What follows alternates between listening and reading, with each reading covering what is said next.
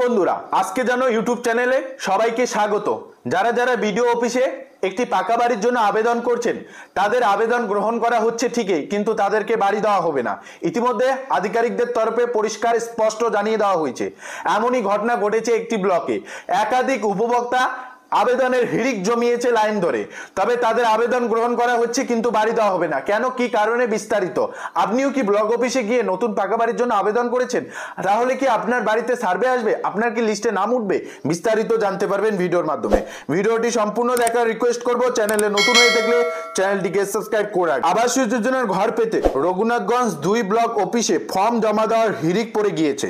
বন্ধুরা, বৃহস্পতিবার সকাল থেকে ব্লক অফিসে আশেপাশে অঞ্চলগুলি থেকে প্রায় 700 মানুষ হাজির হন।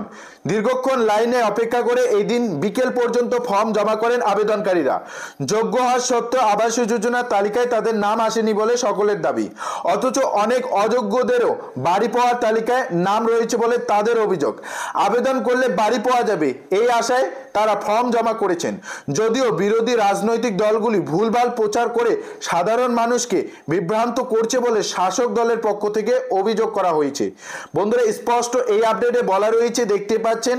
এ প্রসঙ্গে রঘুনাথগঞ্জ 2 ব্লকের ভিডিও এই দিন বলেন, মানুষের আবেদন করা অধিকার রয়েছে। কে বা কারা আবেদন করতে বলেছে তা জানি না, তবে সরকারিভাবে কোনো ঘোষণা করা হয়নি। সেকেন্দ্রা ইমামগড়ের ভাদুরী বেওয়া, কাশিরাঙ্গা, দারগাপাড়া নাজমা বিবি ও সাইদাপুর গ্রামের রেহানা বিবি সকলেই ব্লক অফিসে এসেছেন। তাদের টিন ও টালির কাঁচা বাড়ি, চাল দিয়ে জল পড়ে বলে তাদের দাবি। আবাস যোজনার বাড়ির তালিকায় তাদের নাম আসেনি। সরকারি লোকরা তাদের বাড়িতে সার্ভেও করেনি। ইতিমধ্যে অফিসে আবেদন করলে বাড়ি পাওয়া যাবে বলে খবর পেয়ে তারা এসেছে। বাড়ি নিয়ে এলাকায় মাইকিং শুনে এসেছে তারা। বলা রয়েছে, কাশিরাঙ্গা নাজমা বিবি বলেন, আমাদের টালির ঘর, চাল বেয়ে ঘরে জল পড়ে, সেই উদ্দেশ্যে নতুন একটা পাকা বাড়ি পাওয়ার আশায় আমরা আবেদন করতে এসেছি। সরকারি আধিকারিকেরা জানাচ্ছে, সরকারের তরফে কোনো রকম বিডিও অফিসে আবেদনপত্র গ্রহণের কোনো রকম ঘোষণা দেওয়া হয়নি, বা যারা আবেদন করছেন তারা যে বাড়ি পাবেন তেমনটা কোনো ঘোষণা দেওয়া হয়নি। সেক্ষেত্রে আপনাদের রিকোয়েস্ট করব, এর আগেও আপনাদের জানিয়েছিলাম, বর্তমানে নতুন করে কোনো রকম লিস্টে নাম তোলা হচ্ছে না বা আবেদনপত্র গ্রহণ করা হচ্ছে না।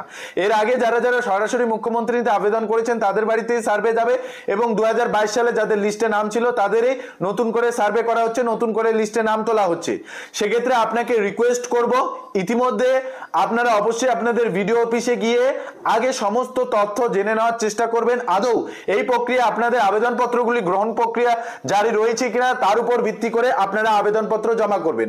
বর্তমানে কোনো রকম আবেদনপত্র গ্রহণের পর যে আপনাদের বাড়িতে সার্ভে আসবে বা নতুন করে আপনাদের লিস্টে নাম তোলা হবে, এরকম কোনো রকম খবর বা সরকারের তরফে জানানো হয়নি। কে বা কারা কোথা থেকে খবর ছড়ানোর পর এই মুহূর্তে কিন্তু আবেদন প্রক্রিয়া অনেকেই করছে বা অনেকেই শোনার পর আবেদন করতে গিয়েছে, এরকম খবর উঠে এসেছে। আর ইতিমধ্যে এই ঘটনাগুলি ঘটার সঙ্গে সঙ্গে যে আপডেটগুলি উঠে আসছে সেটাই আপনাদের সামনে আজকে যেন ইউটিউব চ্যানেলের মাধ্যমে ফুটিয়ে তুলছি। যদি ভিডিওটি ভালো লাগে, যদি ইনফরমেটিভ মনে করেন, তাহলে আজকে যেন ইউটিউব চ্যানেলটি অবশ্যই চ্যানেলটিকে সাবস্ক্রাইব করে ভিডিওটিতে লাইক করে আমাদের সঙ্গে জুড়ে থাকবেন, এরকম সবার আগে সঠিক খবরগুলি পাওয়ার জন্য। দেখা হচ্ছে খুব শীঘ্রই আরো একটি নতুন ভিডিওর সঙ্গে।